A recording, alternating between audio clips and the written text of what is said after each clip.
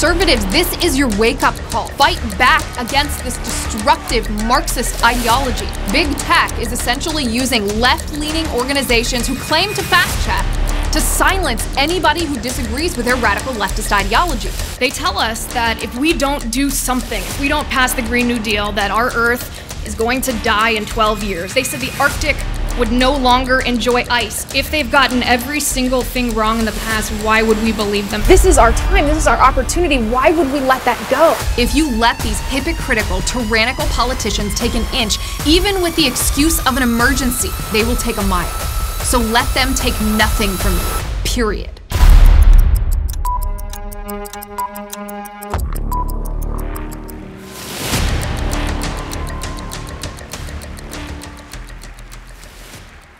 Good evening, everyone. Thank you, thank you. How is everyone tonight?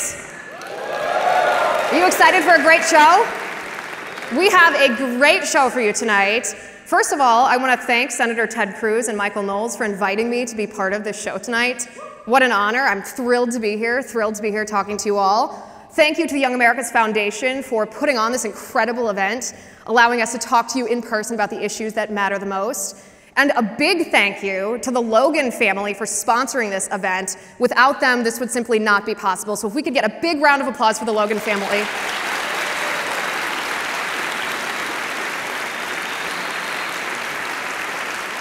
As you might have gathered by the video, I'm Liz Wheeler. As I said, I'm very excited to be part of the show tonight. And another exciting announcement that I want to make before we really get into it tonight is I am honored to announce the debut of Verdict Plus. What is Verdict Plus? Verdict Plus is access, behind-the-scenes access to Senator Ted Cruz, to Michael Knowles, to all kinds of things that, well, the general public might not be able to see. We're talking question and answers. We're talking exclusive mailbag answering, talking directly to you. We're talking everything that you might want to know about how the sausage is made with the show, but you don't get to see just live streaming now. So please, you probably were handed a card when you sat into your seat tonight. Go to verdictwithtedcruz.com/plus for access to Senator Ted Cruz and Michael Knowles. In fact, there should be a promo code on your card. It should say live, and you get a 1-month free trial if you use that promo code tonight. verdictwithtedcruz.com/plus. Use that promo code live and you will get a free month trial. All right, so on that note, you might be wondering why we changed venues tonight, why we are here and not on the campus of the University of Wisconsin-Madison. You guys wondering why? Okay, well, let me tell you, the reason is unscientific, tyrannical idiots tried to muzzle us, literally. They tried to impose, the University of Wisconsin-Madison tried to impose mask mandates on us, the performers on stage while we're putting on the show talking to you. And so we said, I don't think so. We're not gonna do that.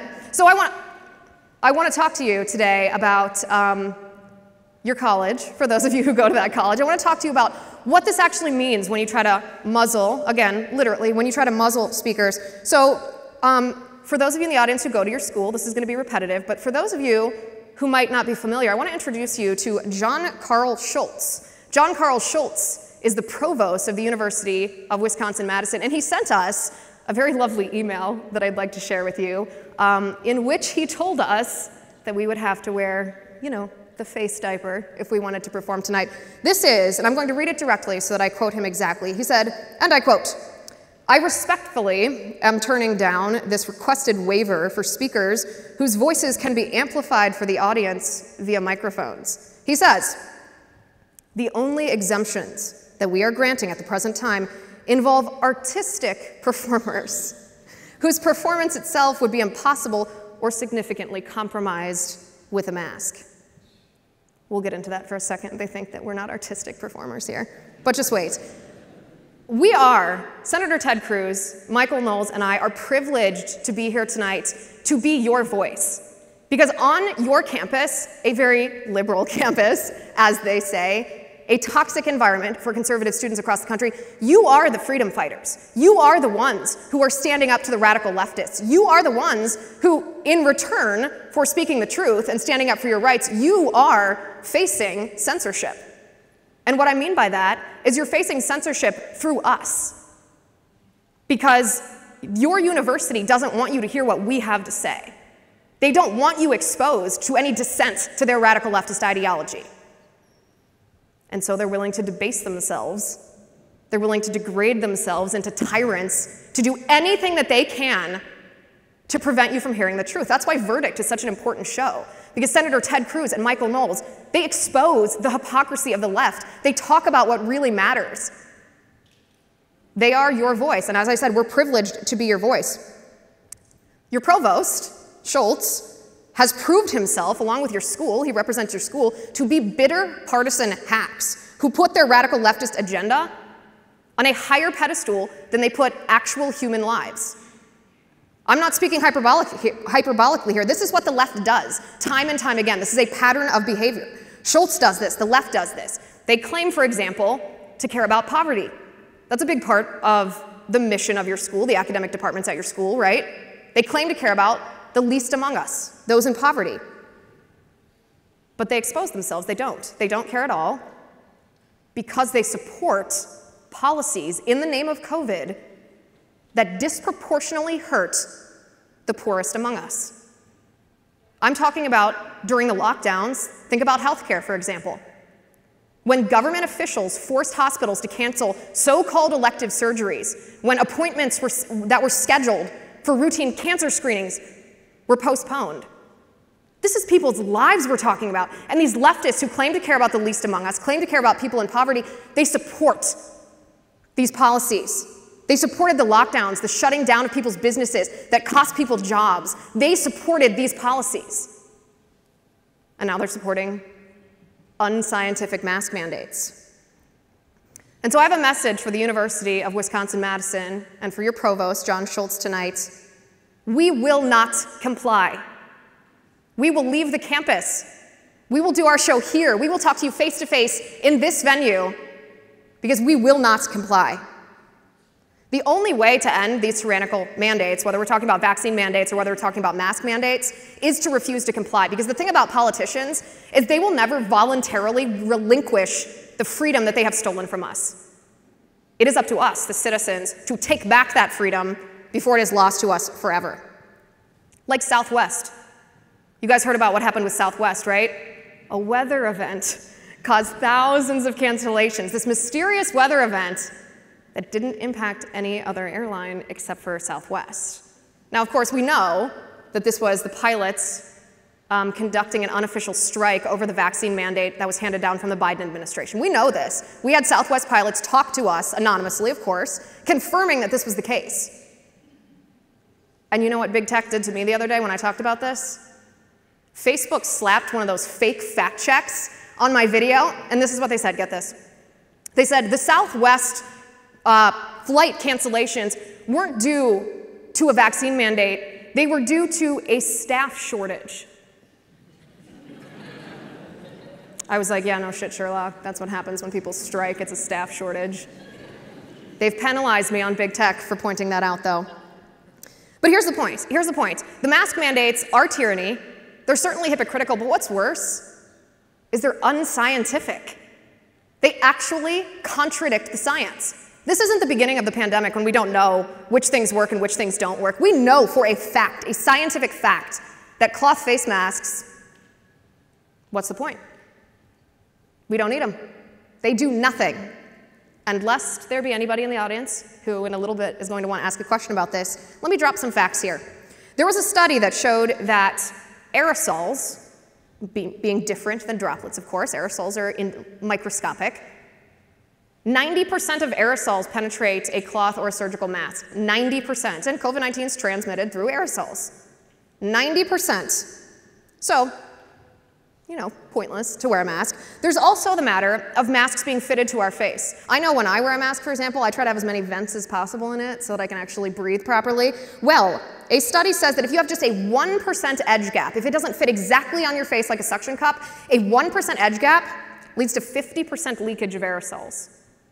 A 2% edge gap leads to 75% leakage of aerosols. Do you know what percentage of leakage are in the regular masks that we're forced to wear, like on airplanes? 90 to 95% leakage. So what's the point of all this? The point of all this is that these mask mandates, coming from the left, coming in this case from the University of Wisconsin-Madison and your lovely provost, are unscientific tyranny. And we should not, as American citizens, stand for this anymore. We should not comply. We should not obey. Because as long as we do obey, they're going to keep pushing. But the minute we say enough, we refuse to comply, then they're going to be forced to pay attention, because if they work in the private sector, their jobs will be at risk. If they work in the public sector, oh, their jobs should be at risk too. We should vote them out. All right, one last thing about that email that I showed you. You know the part about the artistic performer, that little shot at us? I think it's very interesting that we have such a cultured virus that it knows not to attack a musician. We have such a courteous virus that it doesn't attack a performer whose performance would be compromised by a mask. It's a virus that very coincidentally, it's brilliant, it's sentient almost. It only attacks conservatives, apparently. Or what's worse, and this is the key part here, what's worse, really what John Stoltz and the University of Wisconsin-Madison are saying is that we conservatives are dirty, that we conservatives are infected. We conservatives are transmitting the virus. We conservatives are the problem here. We aren't people, he's saying, we're just germs. This is dangerous rhetoric. It's reminiscent of the language of eugenics that paints certain demographics of people as diseased in order to dehumanize them, in order to deprive these people of their basic human rights. Again, it's topics like this, moments like this, why Verdict, the show, is so important, because Senator Ted Cruz and Michael Knowles, they'll tell you the truth. They'll break it down. They're not afraid of what the left says. They're not afraid of the fact checks and the censorship. They will talk about the truth. Again, these hypocrites don't believe their own mandates. The government officials or those in academia, they don't believe their own mandates. How many times have we seen these politicians violating their own mandates? Pelosi at the hair salon, Fauci at the baseball game, Barack Obama at his birthday party, Gavin Newsom at the French Laundry. They don't believe their own rules. They don't believe their own laws. They just want us to comply because it's how they hold power over our head. And again, the only way to stop this, is to say we will never comply. We will never do what you say.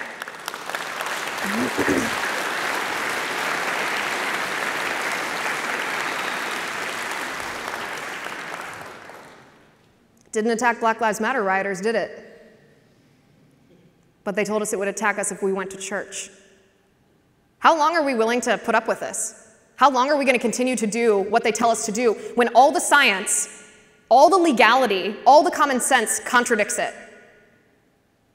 I don't know about you, but I've gotten to the point that I actually feel uncomfortable going into a store where everyone's masked and I'm not masked. And I won't, I refuse to. But it's uncomfortable because the societal pressure handed down to us by our politicians, by academia, by people in positions of power and influence is so harsh that you're shamed for having a face. You're shamed for having a face. My 8-month-old baby, when she travels with me, she pulls down my mask on the airplane. And you know what I said? Flying in here, she kept doing it. It's a game for her, 8-month-old. She kept doing it, and I said loudly in the airplane, I said, maybe we should nominate her for head of the CDC. And yes, I'd like to think that that was witty, but that's actually not the point of the story. The point of the story is that everybody within 2 or 3 rows around me agreed. People agree. What they're looking for is they're looking for leaders. They're looking for someone to say, wait a second, this violates common sense. This violates politics. This violates the law. We don't have to do what the politicians and the bureaucrats say. They're looking for you and I to step up and refuse to do an event on the campus of the University of Wisconsin-Madison if they tell us that we have to muzzle our faces.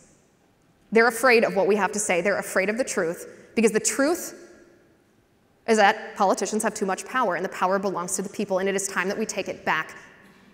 Are you ready for Senator Ted Cruz and for Michael Knowles? We'll be back with Verdict in just a moment. Things have gotten so bad that even the media are beginning to ask questions. Something occurs to me sitting here seeing all these people. Hundreds of people here. Just think about YAF. Think about the growth of the Young America's Foundation. I mean, it's just unbelievable. Think about all the people in this room, all the campuses that YAF is on. We are here with everyone. We're going to be taking your questions, and I want to thank all of you for being here. Senator, you must be so happy. You have just left a place. There's chaos in the House.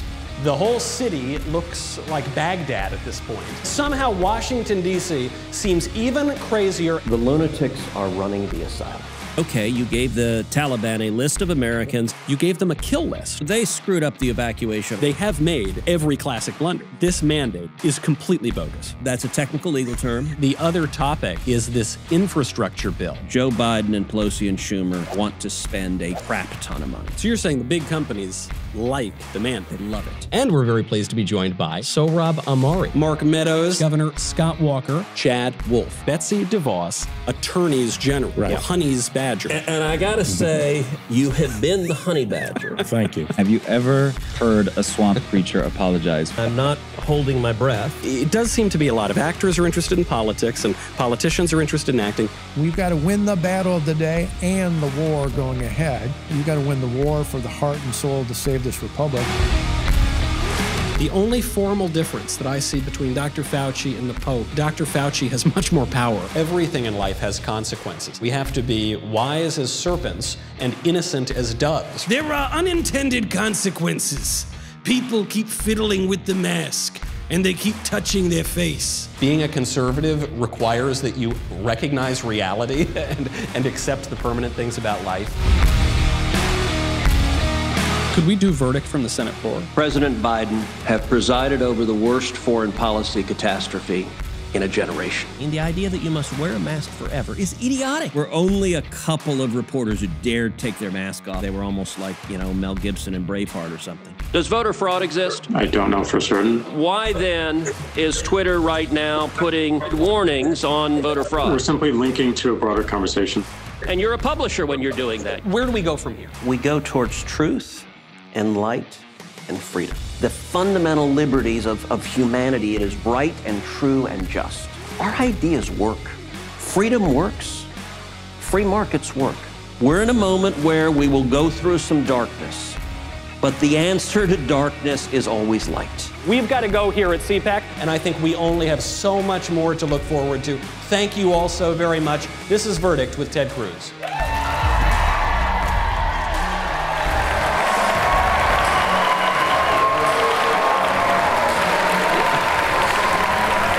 Thank you. All right.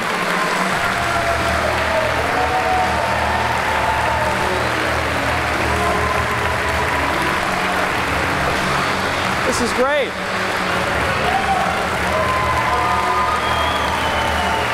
Wow.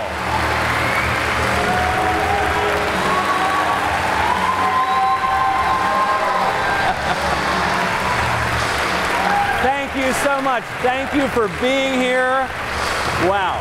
Wisconsin rocks. This is so good. You know, Senator, to be here, thanks to YAF, thanks to the Logan family for supporting this tour, to be with everybody, and I don't know about you, at least in this room, I am breathing the sweet air of freedom. I don't feel muzzled. I feel like we can speak.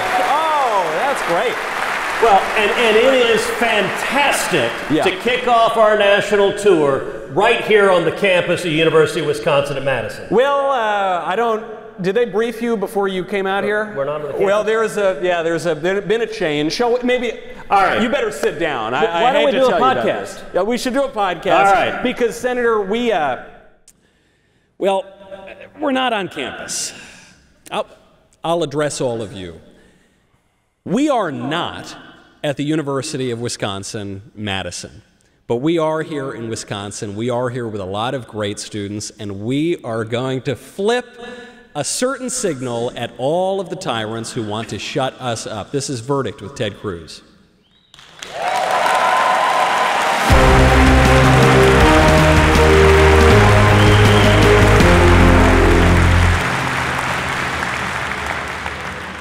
Welcome back to Verdict with Ted Cruz. I'm Michael Knowles. Senator, it's great to be with you and several hundred of our dearest friends, probably more than several hundred of our friends. Thank you so much to all of the students tonight who stood up to the petty leftist administrators at the campus of the University of Wisconsin-Madison who tried to shut all of us up who don't want any conservative ideas on campus.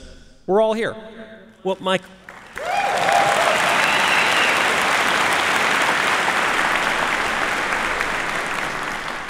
So, Michael, how could that be? We announce a national tour. We pick as the opening venue a campus right in the heart of the beast. And then the students and faculty and folks who came out because they wanted to hear a discussion. They wanted to hear an honest discussion of what's happening. So what happened? Why aren't we on campus? This was an amazing circumstance, because we've talked for a long time about how the left wants to muzzle conservatives on campus. And usually they make it difficult for YAF in particular to book classrooms or lecture halls, and they'll talk about hate speech. And, you know, if you defend, for instance, the First Amendment, you're a hateful, terrible bigot. Or if you defend, I don't know, George Washington, you're a terrible, awful, terrible person. But what happened this time is they literally wanted to muzzle us. They wanted everybody in the lecture hall to put a mask on, including the speakers. Now, I don't know how that would work, because if we had done that, the podcast would sound something like, Look, there's some people who think that would be an improvement. I think there are, and they happen to work at UW-Madison. But it's even crazier, because there is an exemption to this mask rule in the UW-Madison code. And they have granted it to other speakers.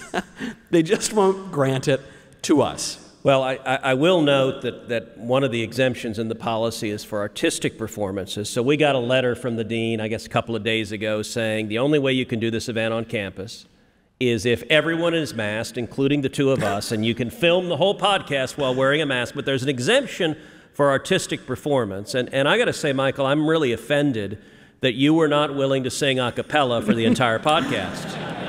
You know, all those years of cigars have not been great on the vocal cords. Look, you went to Yale. I thought it was mandatory there that you sing in like some all-boys club or something. It's a very thespian sort of place. There's no question about that. You know, this gets to something that we talked about, gosh, going back over a year now. I think we're on the 590th day of 15 Days to Slow the Spread. And from the very beginning... Almost there. We're pretty close. You know, at the beginning, a lot of people said, put the mask on, it's just going to be a short little while. And so people were willing to take prudential measures. They were always, well, you know, protect the public health. No one wanted to see people dying.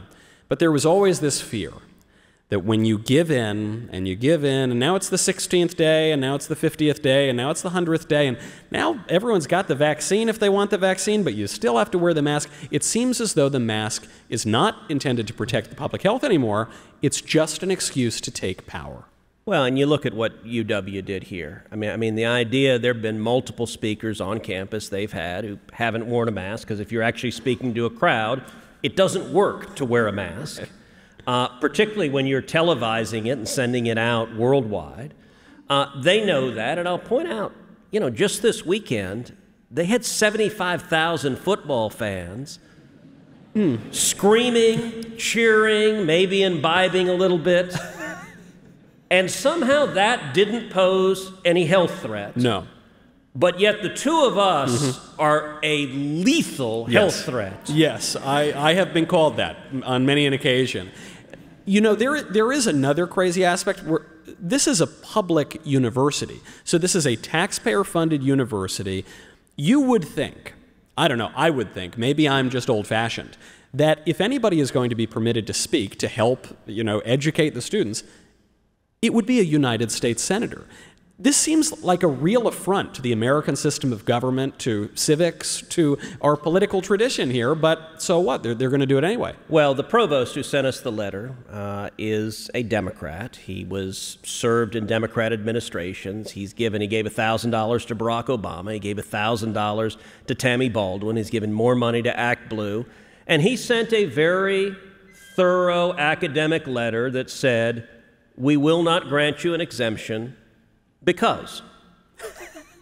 There was a period out. It was no blank. It was just because I say so. And to really call the joke out. So the university requires when you do an event on campus that you have to do the RSVPs through the campus Eventbrite. So when we said, we're not recording a friggin' podcast, we're in masks, we rescheduled. And you know what the university said? We won't give you your RSVP list. Yeah. We're not going to tell you the students who want to see. So I want to thank everyone here who had the ingenuity to find us when this was rescheduled in one day. It just goes to show you. It just goes to show you what UW-Madison is interested in here, what the administrators are, is not protecting their campus, protecting their students. They just don't want people to hear what we have to say. They don't want people to hear legitimate criticisms of Joe Biden, of the ruling class in this country, of the liberal establishment. And I imagine they're trying to stifle speech in this desperate way because they feel really confident, right? Because they're just so popular. Is that it? Look, as you know, it's an admission of weakness. If you're strong, if you're confident in what you believe, if the facts are behind you, then you're not frightened, you're not threatened, you're not intimidated by those who disagree. You look on the national scene, you got people like Bernie Sanders, you got people like AOC, who are socialists. You and I don't want to silence them. We don't want to censor them. Frankly, I want a lot more people to hear the inanities that come out of their mouths. Turn the volume up. Yeah, please, please. Like if you're the best cure, John Stuart Mill said, the best cure for bad speech is more speech. And the admission of the university administrators, of the faculties, of these Marxists, and I love Marxists that have life tenure, they get paid hundreds of thousands of dollars, forcibly paid from the taxpayers and never able to be fired, but they're terrified that anyone might disagree with them.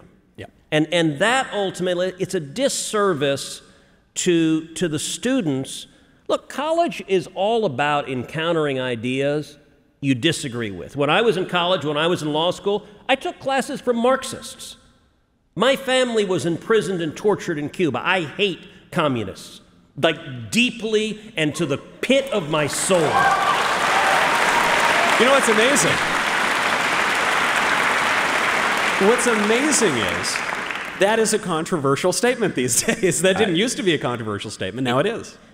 But if you want to be, all right, so years ago, this is back, 15 years ago, I was invited, oddly enough, to give the commencement speech at the University of California, Berkeley School of Government. Did they not have Google at Berkeley? They didn't know to type in Ted Cruz? So, all right, this is long before I was in the Senate, long before anyone had any idea who I was. And apparently the way it came to pass is the School of Government there had, for some years, had leftist speakers, no surprise. And the head of the school said, you know, we ought to have a Republican, just out of diversity. And I think he basically said, I don't know any Republicans. And so then he figured, well, okay, all right, if I want to find a Republican, what do I do? And he called a professor at the University of Texas. He figured, all right, Texas, they got to know some Republicans there. And I think what happened is the professor, I had spoken the year before at UT, at their School of Government, and he said, look, you know, this guy didn't suck, so why don't you invite him? And so I came out, and it was interesting. It was the dawn of Facebook. It was right when it was, I think it was like 3 years off of Mark Zuckerberg creating Facebook to try to find girls on campus. I mean, it was new, and there was a protest group, I still remember, had 93 people in it, that were Berkeley students protesting that I was coming. Heidi said at the time, she said, oh God, you're not nearly important enough to protest. But I went and gave the speech, and it was in this amphitheater, and the entire speech was on diversity, but it was on intellectual diversity. And what I said to the Berkeley students, which I would say to Madison students, and I think we probably have a lot of conservatives and libertarians here, but I hope we have some liberals here. I hope we have a conversation.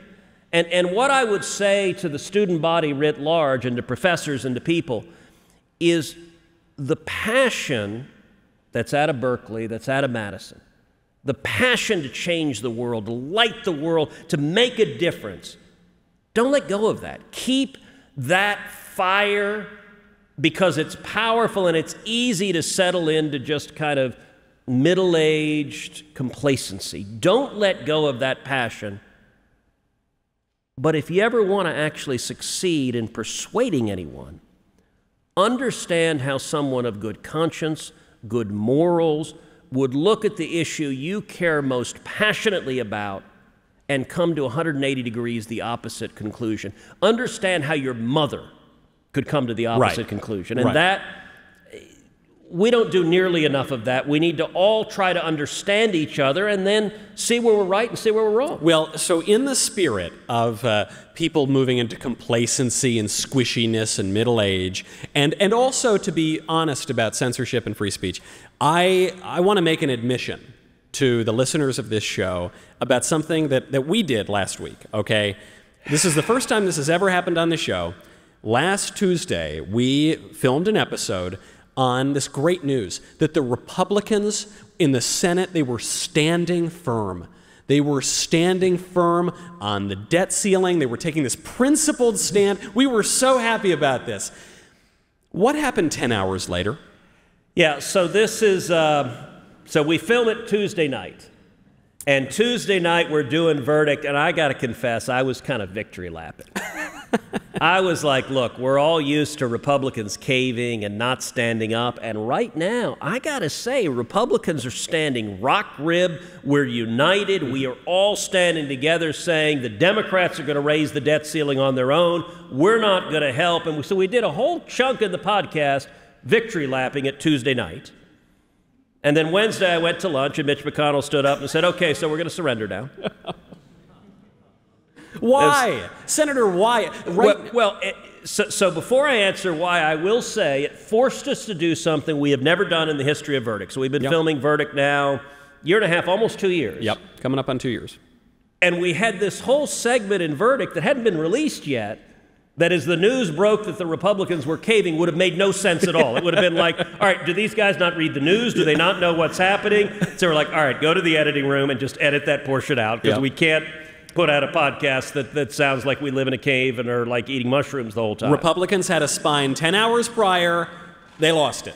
They lost it. So, Senator, it seems that right now on the economy, Biden's numbers are terrible. He's screwing everything up. Inflation is through the roof. People are quitting their jobs. There's a labor shortage. It's really, really bad. They want to spend $1 gazillion on a bunch of nonsense. And Republicans had this principled stand, and now they don't. So we were holding the line, and the line for 2 months that Republicans had held is that we're not going to participate in raising the debt ceiling, that the trillions in debt that are being added to the national debt are coming from the Democrats. They're passing it on their own. They're using reconciliation. They don't want Republican votes. They're not interested in compromise. They're ramming it through. And if they're going to bankrupt the country, they need to own it and vote for the debt that they're saddling on future generations. And we were united, every one of us. Mitch McConnell was saying that, Mitt Romney, Susan Collins, the entire conference, all 50 of us were united. What happened, and listen, Mitch got concerned that the Democrats were going to nuke the filibuster. He got scared that Biden and Schumer were going to get the votes and actually end the filibuster. And look, if they end the filibuster, the damage that will be done to this country is cataclysmic. They'll pass S1, which is the federal takeover of elections. They'll pack the Supreme Court. They'll make the District of Columbia a state. I mean, it will be structural and permanent. So I agree that if they end the filibuster, the damage is massive. I think, though, that our leadership made a mistake in believing they were going to get the 50 votes to do that, and so we gave in. And we had some pretty vigorous discussions over the next 2 days among the conference, including a about 2-hour meeting of all the Republicans where basically I was objecting and standing up, and most of my colleagues were saying, all right, Ted, why the hell are you doing this? Yeah. And I stood there pretty much on the hot seat and said, well, let me explain. And I said, look, my view of this was the view of all 50 of us 2 days ago. And I think we should have held the line. Unfortunately, we didn't. What happened instead is that we kicked the can down the road to December, and so we're going to have this debt ceiling fight again in December. But I will say, you know, periodically there are these moments Mike Lee calls it putting in the hot box, where they get mad at conservatives and they sit in a room and basically yell at you for a couple hours. Now, who is they? You mean the Democrats or the Republican leadership? leadership? I mean Republicans. Of course. Okay. So, first book I wrote was a book called A Time for Truth. And the opening chapter of it is called Mendacity. And it talks about exactly this issue in 2014, the fight over the debt ceiling, and the pandemonium and bloody battles that occurred behind closed doors. I will say the battles this time were less bloody, but it's still unfortunate we couldn't hold the line.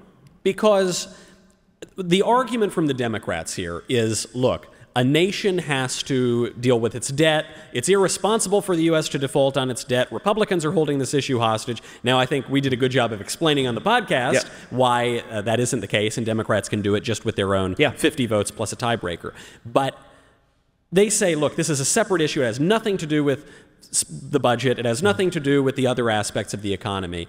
But it does represent something. I think it was Patrick Deneen, who is a conservative writer, who came out and he said, there's something really wrong about a society that leaves as an inheritance to its children a lot of debt, and it just keeps adding on to that debt. And there are national security implications here, and it could stifle economic growth. And so are we just never going to deal with this issue? We're just going to keep going along and giving in to the Democrats? So it's interesting. What the Democrats are arguing, they want to eliminate the debt ceiling altogether. So they want no limit on how much they can borrow. Or they're saying, let's raise it to $50 trillion. Let's raise it to a number that at least right now seems crazy high, but given the way we've gone up, even that may not be crazy high in time.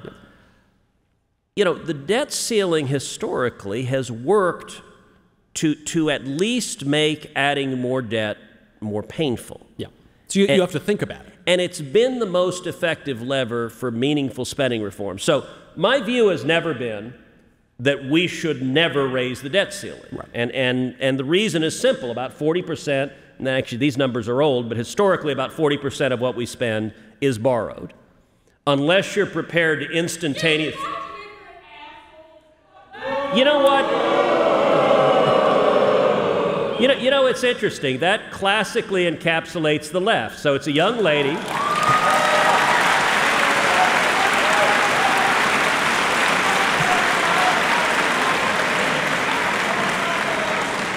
She came in and she screamed, "Let's go, Brandon." Was that it? You're right. I couldn't quite make it out, but you're right. And what I like even better is that she said, I don't know, apparently I'm the ignorant ass. I've been saying it for years. You impressed her. I don't know why you're not as ignorant as I am, but work on it. But then she promptly, with this frisson of courage, "Ugh!" I yelled at him, and then runs out the door. You know, and we talked about the left is terrified. Look, we're going to have open Q&A. You know, if she wanted to, if she actually had a second sentence but beyond "Let's go, Brandon," then we could have had a conversation, but that would have required actual reason and deductive thought, and the left doesn't want to do that. Do you know what I think happened? Obviously, I can't ask her this because she ran out of the room screaming, but what I think happened is she was waiting for us to say something really offensive, you know, something that the left says that we say, you know, I don't know, something vicious, vile. Yeah, don't give an example. Yeah, I'm not going to give an example. Because kittens are delicious. Yeah. And there's the Media Matters clip, and there it is right there. We've got it. So she was waiting for us to say something really outrageous because I suspect that woman has never listened to a conservative speak for more than a 30-second soundbite taken out of context. And so she was waiting, and we didn't say anything, and we're actually just talking about cutting government spending and these sort of arcane Senate procedures of how to raise the debt ceiling. And so she got impatient, and she probably didn't, you know, the synapses were kind of frustrating and tiring. And so she said, all right, it's late, you know, I gotta go home and watch Netflix or something. And so she just screamed this vicious, vulgar language at us, and then before we could respond, she's gone. And I can't say I miss her, but I do wish that we could have continued to educate her.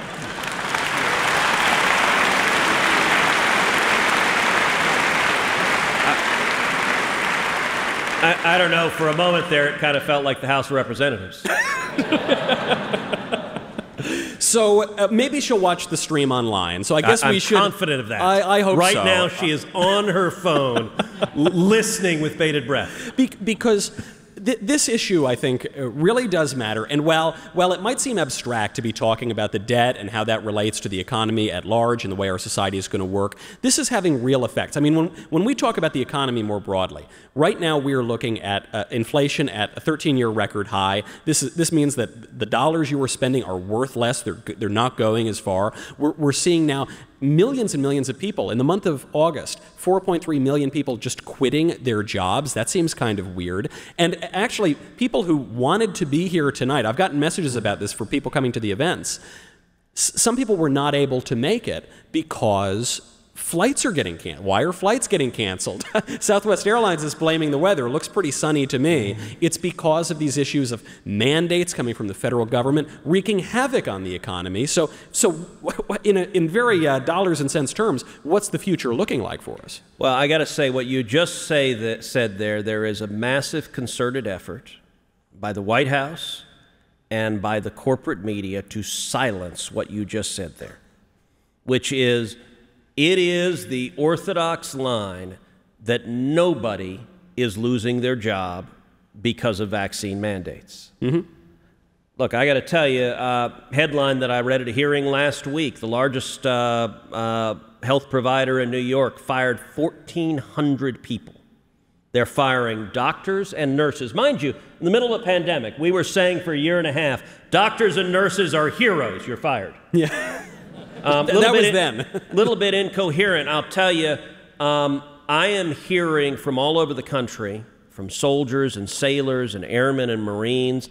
I was in the Detroit airport just a couple of weeks ago, was stopped by a gentleman there, said he was a Navy SEAL, had been in the SEALs 10 years. And he said, I'm resigning from the SEALs. Yep. And he said, I'm not getting the vaccine. And he said, a bunch of guys who served with me who've been in 15, 16, 17 years, which for those in the military, retirement's at 20. He said, they're getting ready to quit after 15, 16, 17 years. I am hearing over and over again. So a week ago, I did a Zoom call with the leaders of many of the big pilots unions of the airlines across the country. Just about every pilots union said, we are having pilots who are going to be quitting because they're not going to get a vaccine. Chicago Police Union is saying this Friday, so a week from now, the Chicago PD is going to be at 50% police capacity because the police officers are resisting this vaccine. And the White House said none of this is happening. They insist, nope, this is not happening. And so you look at what happened with Southwest. And in the past week, I've spoken with the CEO of Southwest, Gary Kelly, who I know very well. He's a Texan. He's a good friend. I've spoken with the head of the Southwest Pilots Union. There's lots of disputes about what happened. Southwest canceled 1,000 flights one day, canceled several hundred flights on the days before and afterwards. I can tell you one thing that a very senior person in the aviation sector told me. They said on Friday, October 8th, at Jacksonville, there was a sick-in among air traffic controllers. And at the Jacksonville Air Traffic Control Facility, 33 air traffic controllers were scheduled to come in. That day, 3 came in. 30 stayed home. Now, Jacksonville controls a lot of the air traffic going up and down the eastern seaboard, and Southwest has an enormous percentage of its flights going through Florida. And Southwest is unique among the airlines. So the other airlines use the hub and spoke system. So I live in Houston. Houston's a hub for United. So we get lots of United flights that end up in Houston or Chicago or other hubs. Southwest doesn't have hubs, so its planes are all over. And what Southwest has said is that when air traffic shut down, the consequence of that is it stranded a bunch of its planes, and it stranded a bunch of its pilots, and it stranded a bunch of its crews. Now, what's interesting is the Biden White House refuses to answer the question. It's a very simple, factual question. Is it true or is it false that on Friday, October 8th, there was a sick-in at the Jacksonville Air Traffic Control Facility where the vast majority of the controllers stayed home because of the vaccine mandate? And the reason they don't want to answer it, based on what sources are telling me in aviation, is because that is absolutely true. Right, and on these mandates, which are really on a lot of people's minds, not just for the economy, but because they want to have some control over their own medical decisions, there's the issue of the federal government saying federal employees need to get the vaccine. So that is a direct mandate. Yeah. And then there is the bizarre Byzantine sort of mandate where Biden instructs the Occupational Safety and Health Administration to instruct companies with more than 100 employees to instruct their employees to get the vaccine, or there will be fines, but we don't even really know how that will be implemented. So it's more a threat than an actual order. And so some companies are going along with this. Some companies, like my company, the Daily Wire, is not going along with this. And so in a way there, you can blame Biden because Biden was the one who started it all. But some companies could just stand up and say, no, we're not going to do this. You're right. And look, there's a spectrum of orders coming from the White House. Now, listen, my view on vaccines, real quick, as an aside, I'm pro-vaccine. I've been vaccinated. My family's been vaccinated. I think it is an amazing technological accomplishment that Operation Warp Speed produced multiple vaccines in record time, cutting through massive paperwork. So I think that's fantastic. And I was glad to take the vaccine because I wanted to get back out and around and with people, and I was tired of the damn lockdowns that these numbskull politicians were putting in place. But I also believe in individual liberty, individual responsibility. Look, everyone here are adults. You have the right to make your own choice about what health care you're going to get. You have the right to make your own choice talking to your doctor. If you want to get the vaccine, God bless you. Make that decision. If you don't, that's your right too. You know, though, to play devil's advocate, Senator, that lady who ran out of here screaming, I'm not sure that she can make her own decisions. I don't know. There are a lot of people who, you need some maturity to be able to, I don't know. I will say the problem with liberals is their masks aren't tight enough. That's right. We need to add a few more. You know, we do have a lot of mature, serious people in this audience. We want to hear from them. We want to answer their questions. So would you mind, can we take some questions from the audience? Would that be all right? Can we bring our friend Liz Wheeler back out?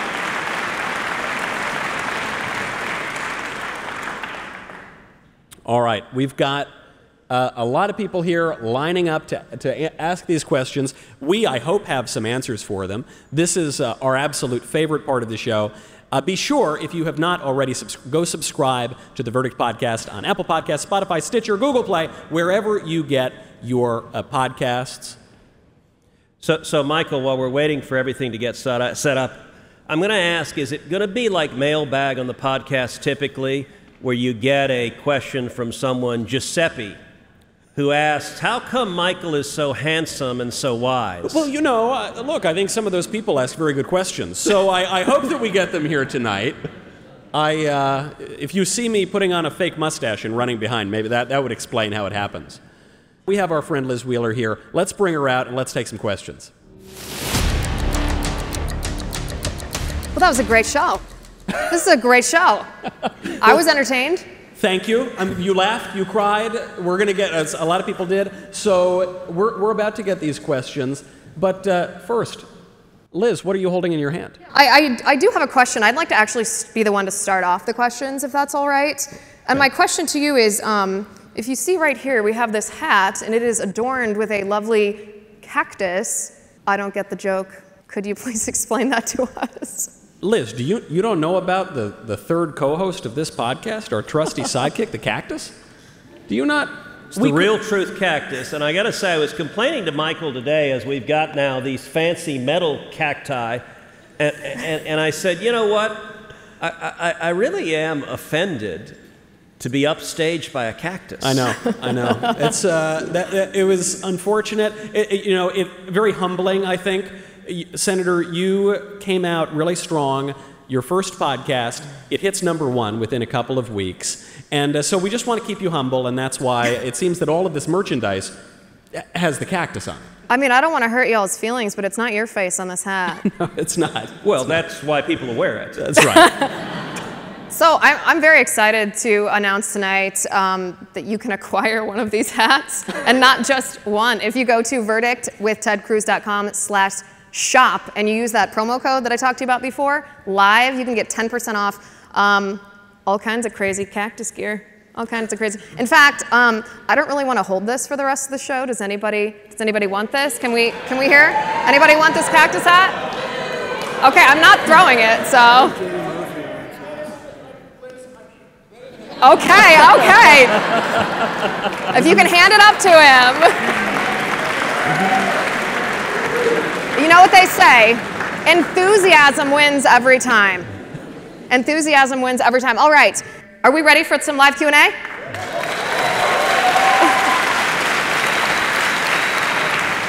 All right, the first thing you're going to do is introduce yourself. My name is Will Terry. I'm from Kaukauna, Wisconsin. Moved down to Madison to work at the state legislature. Highly revere you ever since your 2016 campaign. While I certainly can't agree with every single thing that you advocate for, but I appreciate the opportunity to have this question. So native-born American fertility rates have been below replacement for nearly half a century, so much so that the number of babies born to black women have been trending down for 2 decades, and the American white population has declined 3 million people since this last consensus. What plan, if any, does a Republican in either chamber have to create a sustainable fertility rate in America? Wow.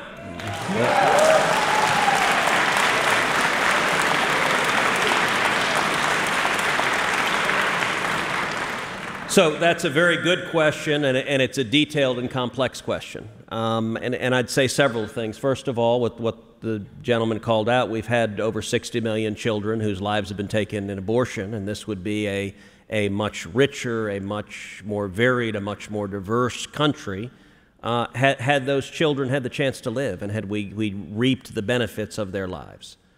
I'd also say more broadly, some of it is the consequence of prosperity that you see with prosperity. You look at an agrarian society where if you were on the farm, you needed kids because you needed farmhands. You needed people to work on the farm, and kids were an engine of production. And as we've gotten more prosperous, people are not looking for their kids necessarily to drive the plow. There is also a difference, I think, between left and right. In terms of our children, our additional kids, a good or bad thing. You know, you look at the Malthusian hypothesis that there are too many people on planet Earth, that every child being born is a bad thing.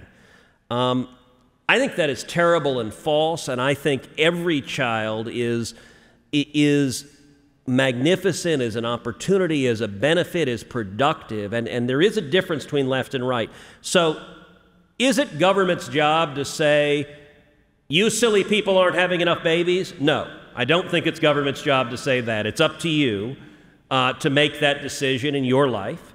But I do think we ought to have, number one, policies from the government that are conducive to families. So, for example, the marriage penalty is a terrible thing in the tax law. It shouldn't be the case that if a man and woman get married, their tax rate goes up, and the government is disincentivizing their forming a family.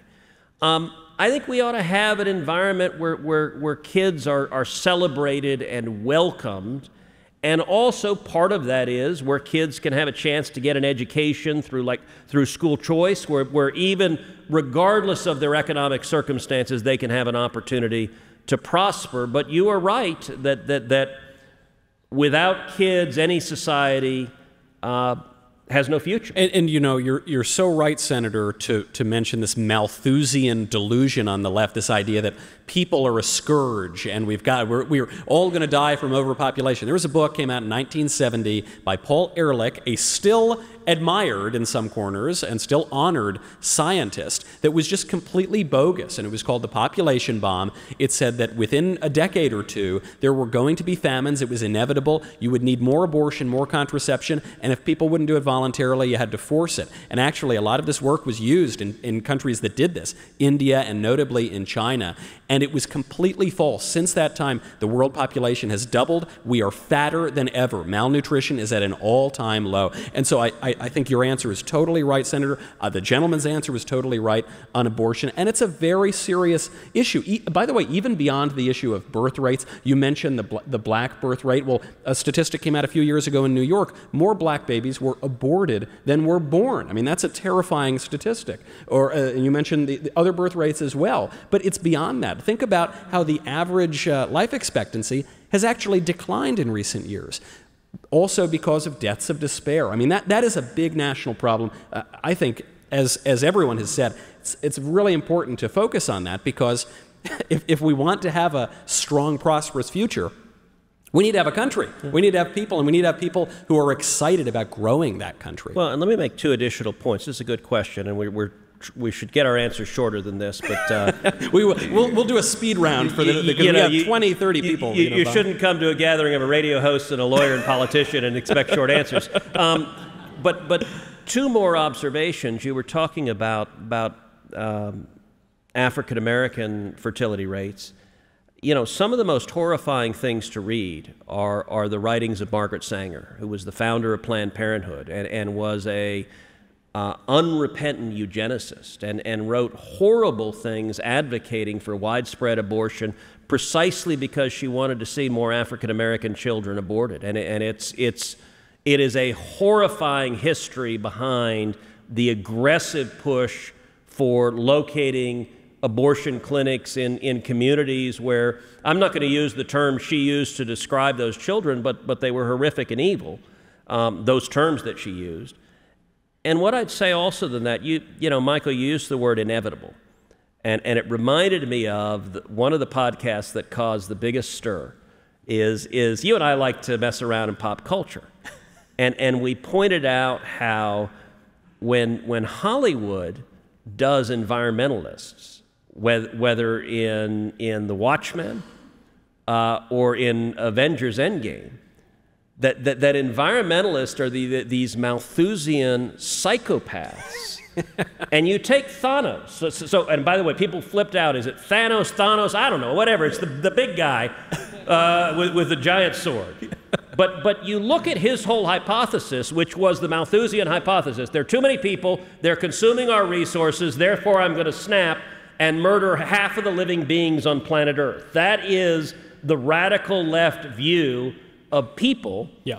And online, the sort of Hollywood world freaked out that we pointed out how absurd this anti-human life view of the radical left was. Yeah, yeah, really, really excellent point. Yeah, thank you for bringing it up. Thank you so much.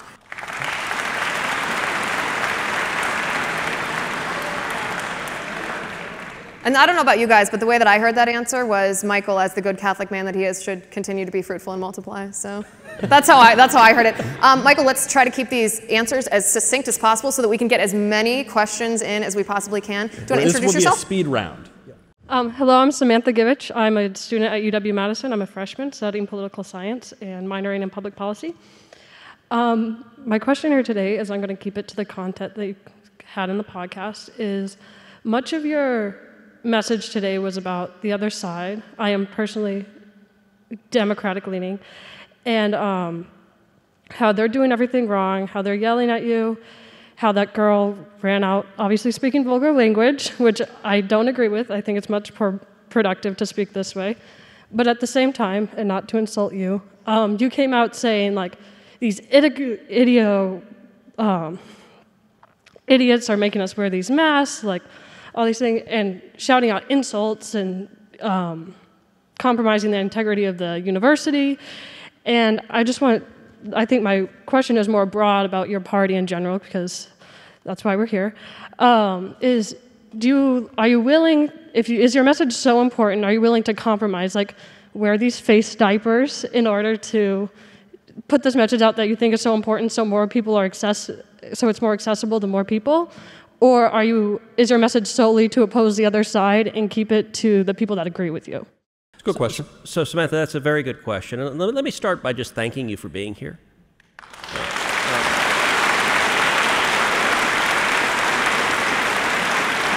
Look, thank you for having an open mind and coming, even though you said your political leanings are different than ours. I appreciate it. I think we need to be having more of a conversation. We ought to be, one of the problems today is the two sides live in like parallel worlds. And the right wing listens to right wing media, the left wing listens to left wing media. We don't talk to each other. We don't have shared facts. And we believe these caricatures of each other that are horrible, and they're horrible on both sides. The way I try to handle that is, you know, I try not to get nasty and personal and go after the character of people who disagree with me. Now, I'll disagree with them on substance. And listen, I'll try to have some fun with it. And to make a joke is, I think, different than going straight to and saying they're horrible, evil people. I try on criticism to keep it lighthearted. On the question of compromise, yes, look, I think we absolutely should look for middle grounds. You ask about wearing masks. To be honest, I'm embarrassed to say I've got two masks in my pocket. I've got a Texas flag mask, which is awesome, and you know, I might just wear that for the fun of it. And then I have a Houston Rockets mask, which shows that I'm really believe in lost causes, but I'm a diehard Rockets fan. You know, I flew up from Houston today. I wore a mask. You know, my view on, let's take COVID as an example. I think there were extremes on COVID on both sides that didn't make any sense. So there were people who would never wear a mask, never wear a vaccine, and personally, I don't agree with that. Particularly at the height of the pandemic, you know, it made some sense to wear a mask. I wasn't sure how effective it was or not, but a year ago, I was willing to wear a mask and it made some sense. Now, I've been vaccinated, and it seems to me a little bit bizarre after you've been vaccinated saying everyone has to wear a mask and pretend the vaccine doesn't work. That logic and science doesn't make a whole lot of sense. I think we should be willing to find reasonable common grounds. I think in COVID, for example, the politicians who shut down millions of small businesses, shut down restaurants, shut down bars, shut down gyms, shut down stores, and destroyed them. And you know, people, if you have, you know, in Texas, you'll have a family that's, say, a second or third generation restaurant owner who their entire family's life work was destroyed. You have politicians who shut down schools for a year. That hurt a lot of kids. I don't think that made sense. In my view, we should do reasonable common sense steps to limit the spread of the disease. COVID is a serious disease, particularly if you're elderly, particularly if you have serious health issues. It can be fatal. And so I think we should treat it seriously.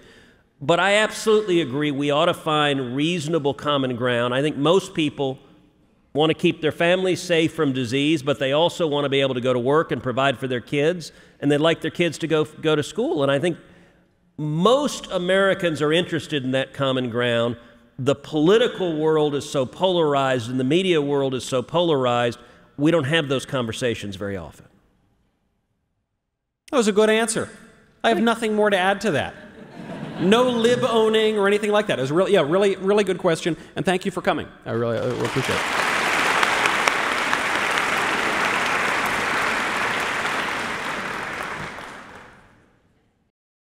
Hi guys, how you doing? My name's Theo. I'm from Madison, Wisconsin. I work in the Madison State Capitol, or Wisconsin State Capitol. Ironically, the first question asker is actually my boss. I'm his intern. So my don't question criticize his question. Actually, ironically, it kind of is building off of his question on birth rates and whatnot. So as we all know— That's some good brown nosing. Yeah, you've got a bright future. I promise it's not planned. It's not planned. I didn't even know there was going to be questions. So, as we all know, the immigration policies of the Biden administration have changed drastically from the administration previously. And with the Haitian migrant caravan that transpired, I don't know, a week or 2 weeks ago, I'm not sure, popular conservative pundits like Charlie Kirk and Tucker Carlson have been theorizing something that people like Patrick Buchanan or Jared Taylor, who runs American Renaissance, have said in the past, which is replacement theory or demographic replacement.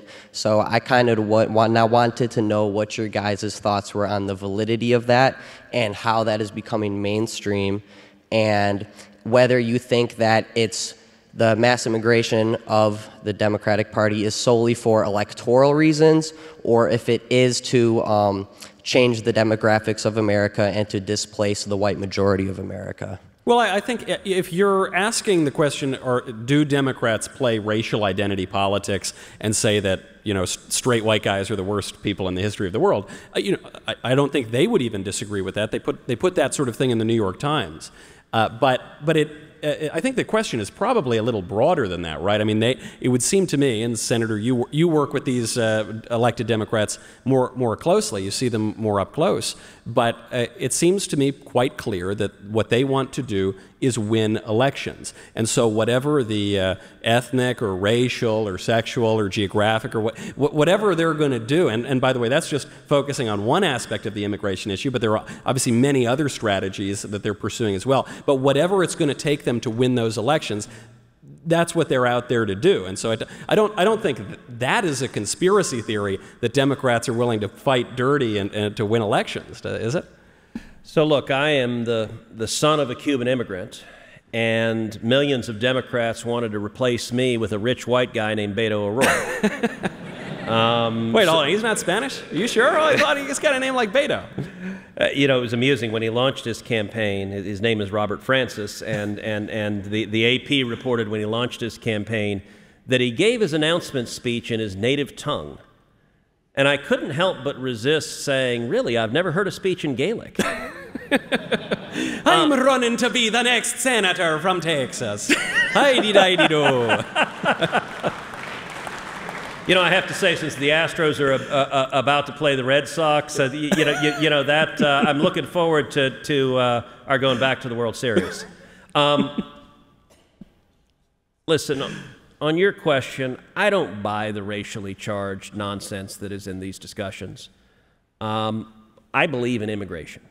I have said many times my view on immigration can be summed up in 4 words: legal, good, illegal, bad.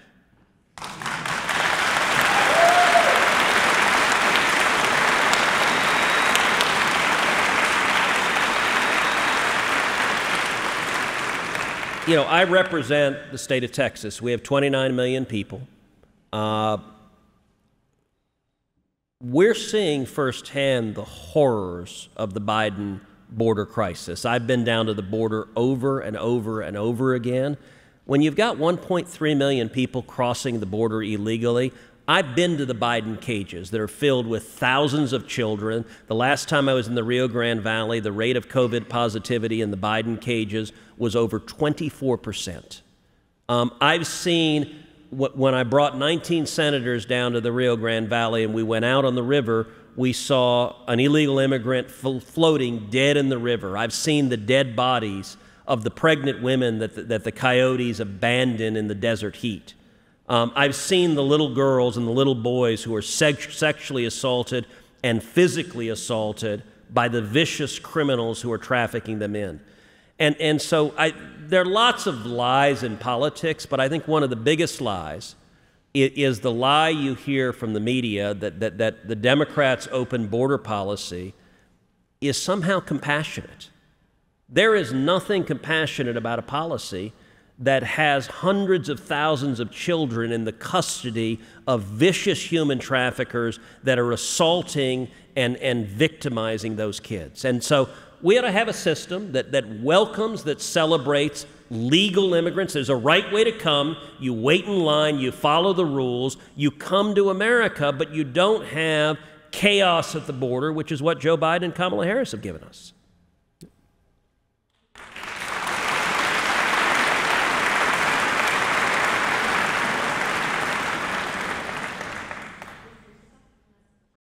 Hello, my name is Thomas. Thank you, Mr. Knowles and Senator Cruz, for coming. One of my brothers is modeling his beard after you, so.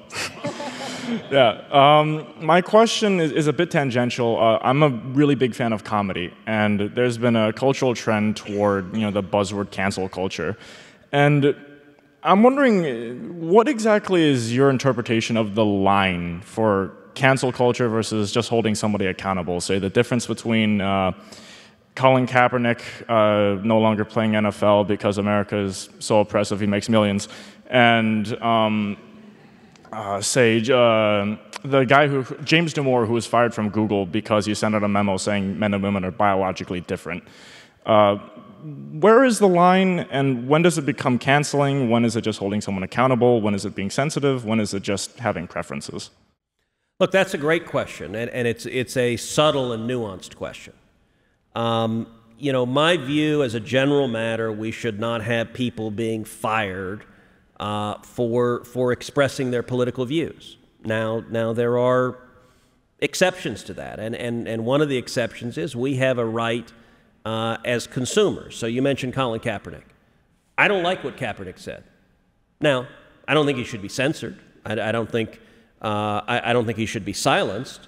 But I'm not interested in supporting him with his message of that to me is disrespecting the American flag and is disrespecting the men and women who fought to defend the flag in our nation.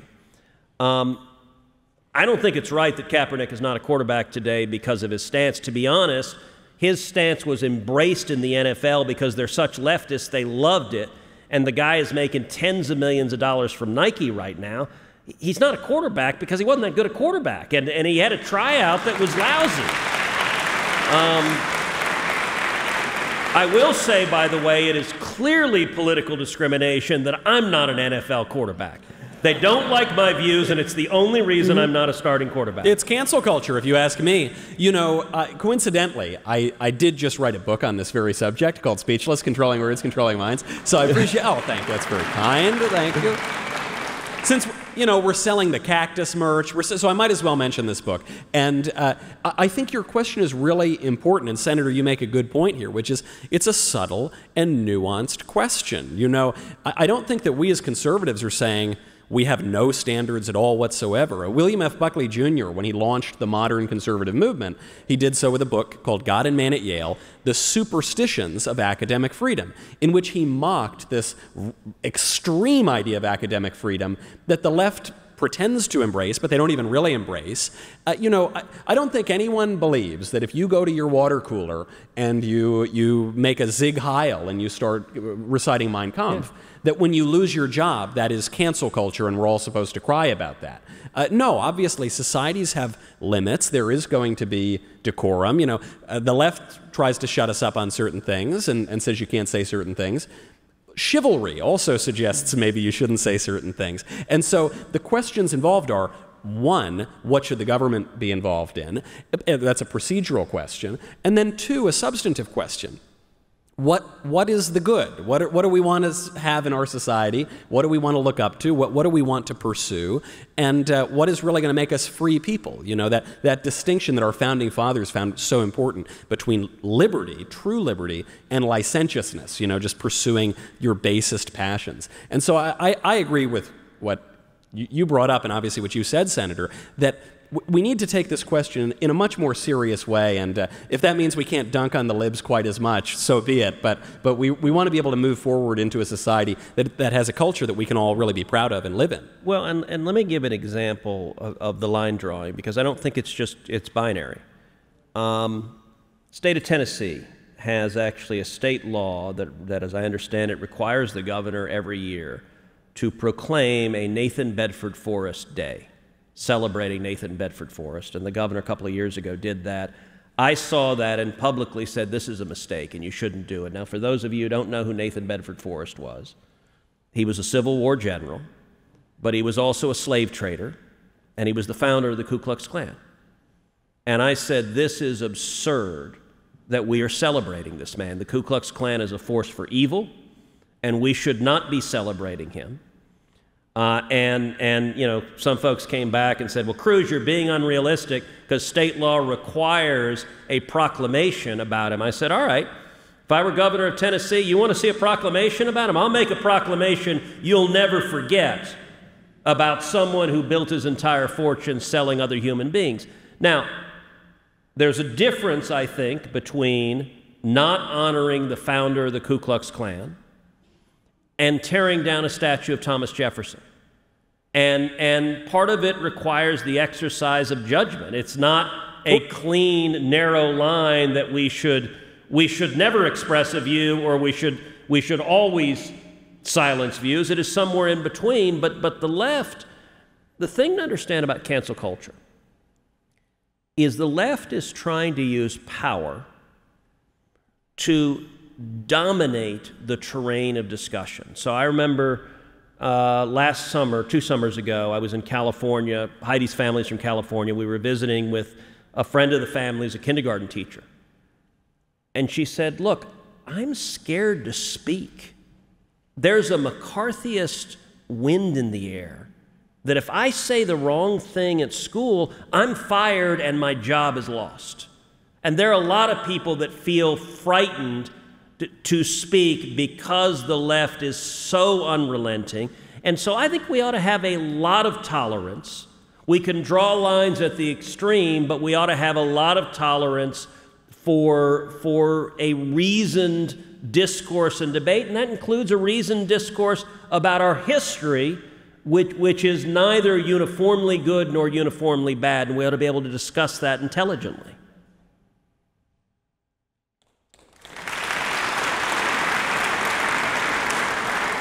This will be the last question, but if you want to continue asking the senator more questions, you can go to verdictwithtedcruz.com/plus. You will get exclusive access to the senator, including the opportunity to ask him questions. If you want to introduce yourself and ask your question. Yeah, my name is Lane Witt, and I founded an organization on campus called Unmask UW, and our goal is to get...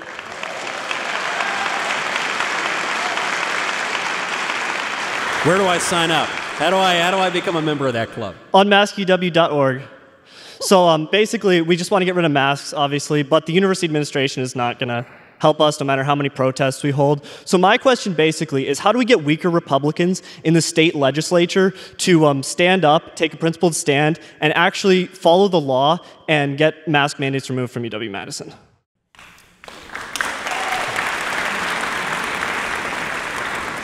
Look, it's a great question. My view on all of COVID is there should be no mandates. There should be no mask mandates. There should be no vaccine mandates.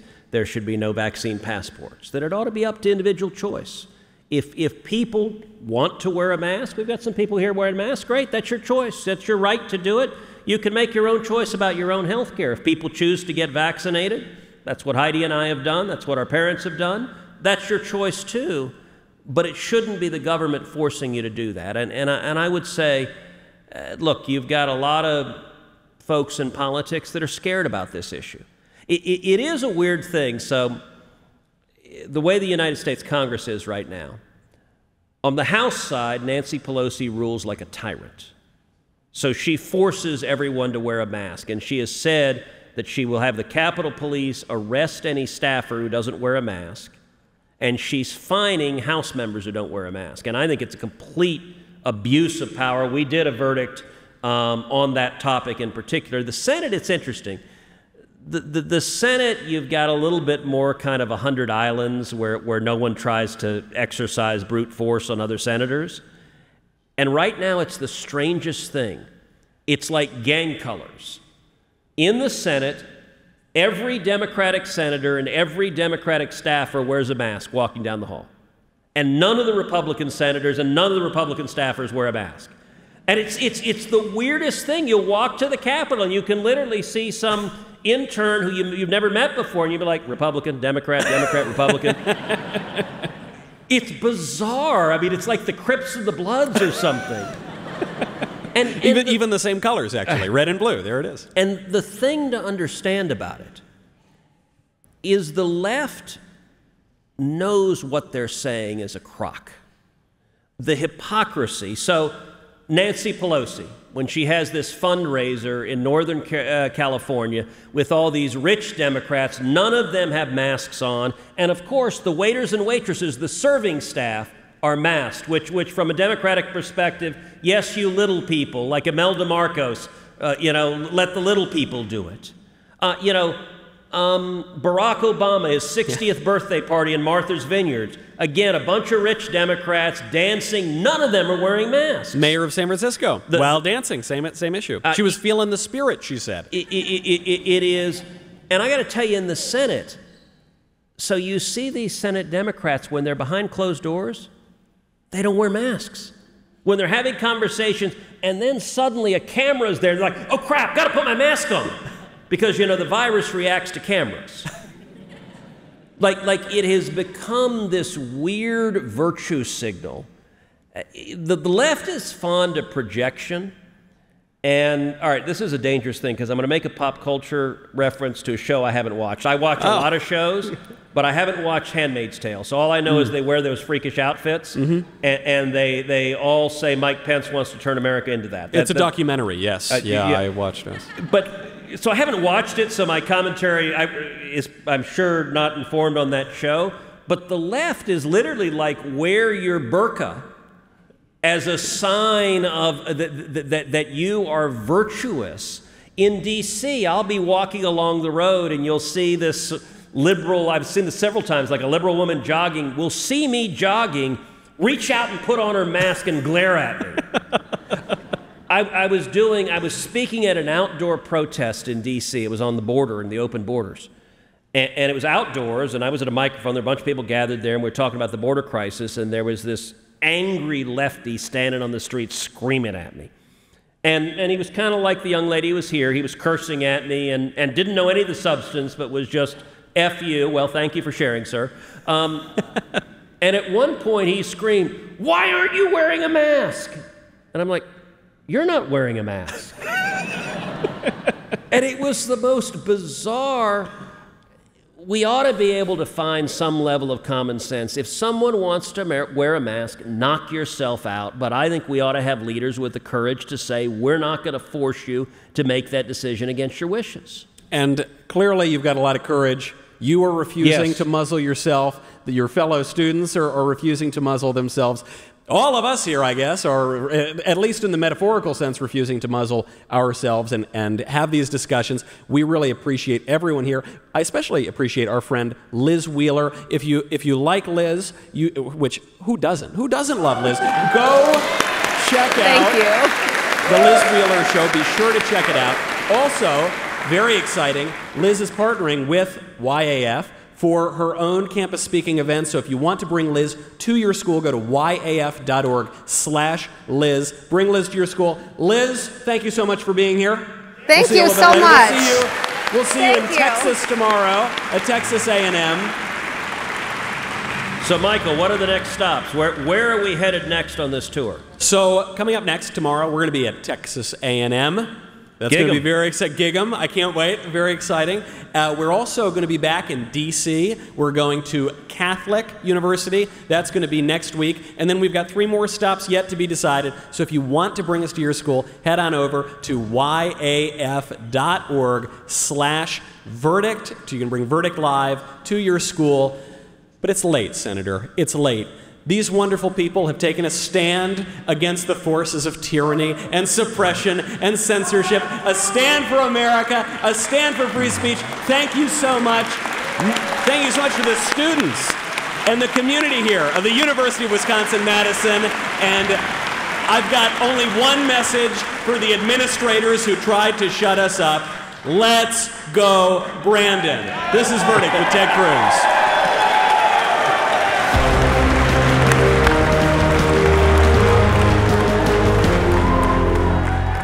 If you like this video, you should click the like button, and then you should subscribe, and you should ring the bell, and you will never miss another video.